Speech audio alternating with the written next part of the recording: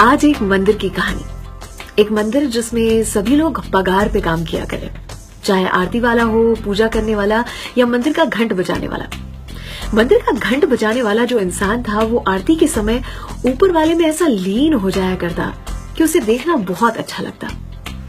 हर कोई जो दर्शन के लिए आता साथ ही इसकी भक्ति के दर्शन जरूर से करता और मुंह से निकलता वाह।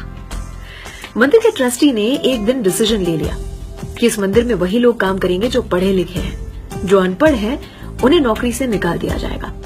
तो इस घंट बजाने वाले इंसान को उसे कैबिन में बुलाया गया और उसे कहा गया कि कल अपनी पगार लेने आ जाना और उसके बाद हमें तुम्हारे काम की जरूरत नहीं होगी। इस इंसान ने कहा कि अरे आप मेरी पढ़ाई लिखाई देख रहे हैं, मेरी भक्ति की शक्ति को तो देखें। लेकिन ट्रस्टी ने एक न सुनी।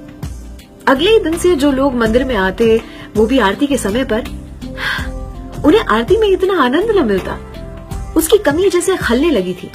7-8 लोगों ने डिसाइड किया और उसके घर पर पहुंचे और उसे सिर्फ इतना कहा कि तुम सिर्फ आरती के समय पर घंट बजाने आ जाया करना।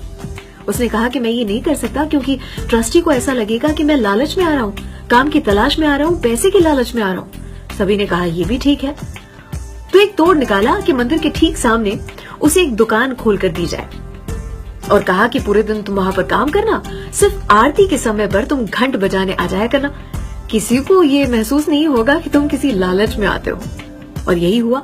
मंदिर के ठीक सामने एक दुकान खोल दी गई और जनाब ऊपर वाली की दया से एक दुकान क्या अनेक दुकानों का मालिक बना और आगे चलकर उसने एक फैक्ट्री भी खोली। बड़ी सी गाड़ी में से उतरा करता, लेकिन फिर भी आरती के समय पर ठीक समय पर घंट बजाने के लिए पहुंच जाया करता, वो भी उसी निष्ठा के साथ। काफी साल बीत चुके थे, ट्रस्टी भी बदल चुके थे, मंदिर को काफी साल बीत चुके थे, तो रेनोवेशन की जरूरत थी। लेकिन नए ट्रस्टी को महसूस हुआ कि 7 लाख की जरूरत, इतना पैसा कहां से आएगा। सामने फैक्ट्री देखी, सोचा क्यों ना फैक्ट्री के मालिक से पूछा जाए। उन्होंने जैसे ही जाके ये बात बताई, उसने एक सवाल नहीं पूछा और अपनी सेक्रेटरी से कहकर 7 लाख का चेक तैयार करवा दिया और कहा कि मैं इस पर अंगूठा लगा के मेरे बैंक जाकर पैसे लेकर आता हूँ, शाम तक पैसे आपके हाथ में पहुंच जाएंगे। सामने बैठे हुए सभी शॉक थे। उन्होंने पूछा कि आप इतने बड़े आदमी हो, फैक्ट्री के मालिक हो, लेकिन फिर भी आप पढ़े लिखे नहीं हो। इस पर उस इंसान ने क्या जवाब दिया जनाब कि अगर पढ़ा लिखा होता तो आज तक मंदिर में पढ़ा लिखा नहीं हूं, तभी इस मुकाम तक पहुंच चुका हूं। वो करवाता गया, मैं करता रहा, सब ऊपर वाले की लीला है। अर्थात उसके हर डिसीजन में खुश रहें, खुश दिखें, क्योंकि वो हमें वो नहीं देता जो हम और आपको अच्छा लगता है, वो हमें वो देता है जो हमारे और आपके लिए अच्छा है। सलाम, दुआ, वणकम, प्रणाम, सत श्री अकाल। केम छो, सारू छे? अमदावाद आखुई मारू छे।